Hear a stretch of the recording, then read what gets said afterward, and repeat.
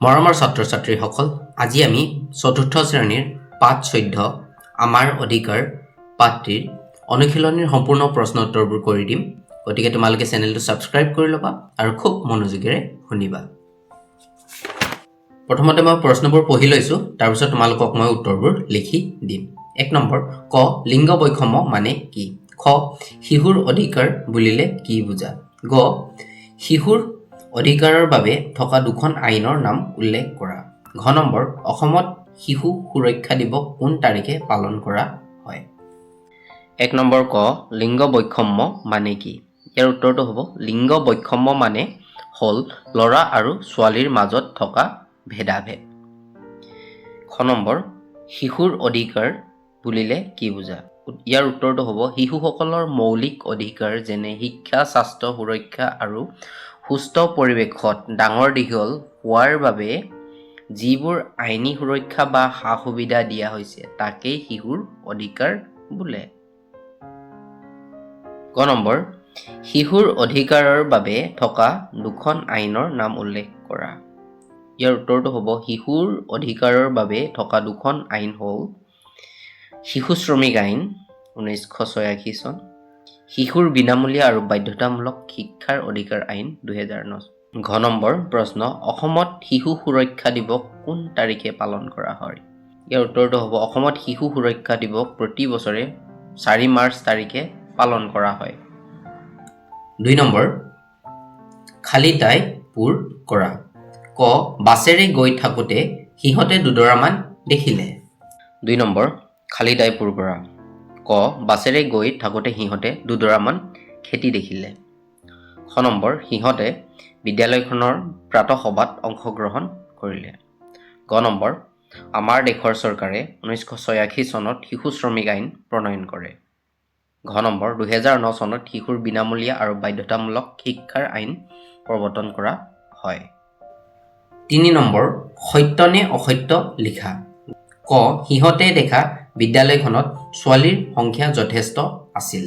3 number, সত্য নে অসত্য লিখা। ক সিহঁতে দেখা বিদ্যালয়খনত ছোৱালীৰ সংখ্যা যথেষ্ট আছিল। এইটো অসত্য হ'ব।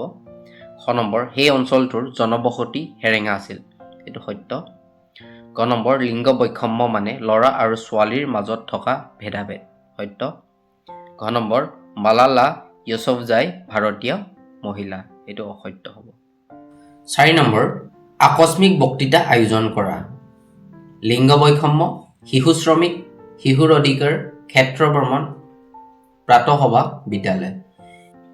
এই আকস্মিক বক্তৃতাবোৰ তোমালোকে আয়োজন কৰিব লাগিব আৰু ইয়াৰ ওপৰত তোমালোকক মই লিখি দিছোঁ, তোমালোকে নিজে পঢ়ি ল'বা।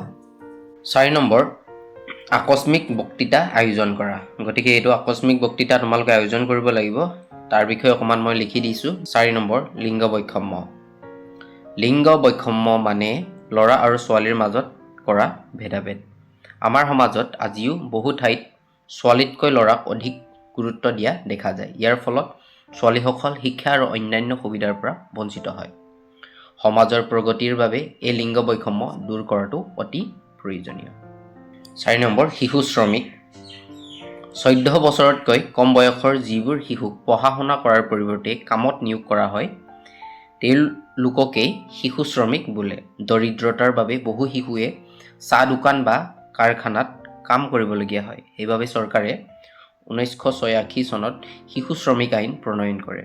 এই আইন অনুসৰি 14 বছৰৰ তলৰ কোনো শিশুৱে কল কাৰখানা আদিত অৰ্থ উপাৰ্জনৰ কামত নিয়োগ কৰিব নোৱাৰিব। শিশু শ্ৰমিক বন্ধ কৰাটো আমাৰ সকলোৰে কৰ্তব্য। শিশুৰ অধিকাৰ। শিশুৰ অধিকাৰ মানে শিশুসকলৰ মৌলিক সুবিধা আৰু সুৰক্ষা, শিক্ষা, স্বাস্থ্য আৰু সুৰক্ষাৰ তেওঁলোকৰ মৌলিক অধিকাৰ। শিশুৰ মৌলিক অধিকাৰৰ প্ৰয়োজনসমূহ পূৰণ কৰিবলৈ চৰকাৰে বিভিন্ন আইন প্ৰণয়ন কৰিছে। ইয়াৰ ভিতৰত 6 পৰা 14 বছৰলৈ শিশুক বিনামূলীয়া শিক্ষাৰ অধিকাৰ অন্যতম। শিশুৰ অধিকাৰ সুৰক্ষিত হ'লেহে দেশৰ ভৱিষ্যত উজ্জ্বল হ'ব। ক্ষেত্ৰ ভ্ৰমণ। কেৱল শ্ৰেণীকোঠাৰ শিক্ষাৰ মাজতে আবদ্ধ নাথাকি বাহিৰৰ জগতখনৰ পৰা জ্ঞান আহৰণ কৰিবলৈ কৰা ভ্ৰমণেই হ'ল ক্ষেত্ৰ ভ্ৰমণ। ইয়াৰ জৰিয়তে ছাত্ৰ-ছাত্ৰীয়ে ঐতিহাসিক স্থান বা প্ৰকৃতিৰ পৰা প্ৰত্যক্ষ অভিজ্ঞতা লাভ কৰে। ক্ষেত্ৰ ভ্ৰমণে শিক্ষাৰ্থীৰ মনত কৌতূহল আৰু শিক্ষাৰ আগ্ৰহ বৃদ্ধি কৰে। ইয়াত শিক্ষাৰ্থীয়ে বাস্তৱ অভিজ্ঞতা লাভ কৰে। প্ৰাতঃসভা বিদ্যালয়ৰ পাঠদান আৰম্ভ হোৱাৰ আগতে সকলো ছাত্ৰ-ছাত্ৰী আৰু শিক্ষক গোট খাই কৰা সভাখনেই প্ৰাতঃসভা বোলে। ইয়াত প্ৰাৰ্থনা কৰাৰ লগতে দিনটোৰ গুৰুত্বপূৰ্ণ খবৰ আৰু সজাগতামূলক কথা আলোচনা কৰা হয়। ই ছাত্ৰ-ছাত্ৰীৰ মাজত একতা আৰু অনুশাসনৰ ভাৱ গঢ়ি তোলে। শেষৰটো হৈছে বিদ্যালয়।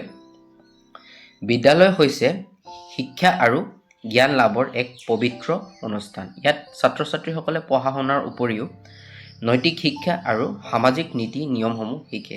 এজন শিশুক সুনাগৰিক হিচাপে গঢ়ি তুলিবলৈ বিদ্যালয়ৰ ভূমিকা অপৰিসীম।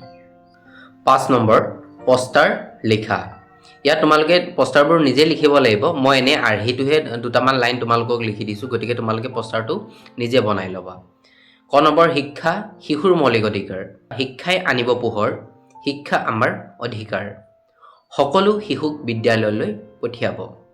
খ নম্বৰ 6ৰ পৰা 14 বছৰৰ সকলো শিশুৰ শিক্ষা বাধ্যতামূলক। 6ৰ পৰা 14 বছৰীয়া সকলো ল'ৰা-ছোৱালীৰ বাবে স্কুললৈ যোৱাটো আইনগতভাৱে বাধ্যতামূলক। শিক্ষা লাভ কৰক আৰু দেশৰ উন্নতি কৰক। গতিকে এই 5 নম্বৰ আজিৰ শেষৰটো প্ৰশ্ন আছিল। গতিকে ভিডিঅ'টি ইমানতে সমাপ্ত কৰিছোঁ। এনেধৰণৰ শিক্ষামূলক ভিডিঅ'ৰ বাবে তোমালোকে চেনেলটো ছাবস্ক্ৰাইব কৰি ল'বা। ধন্যবাদ।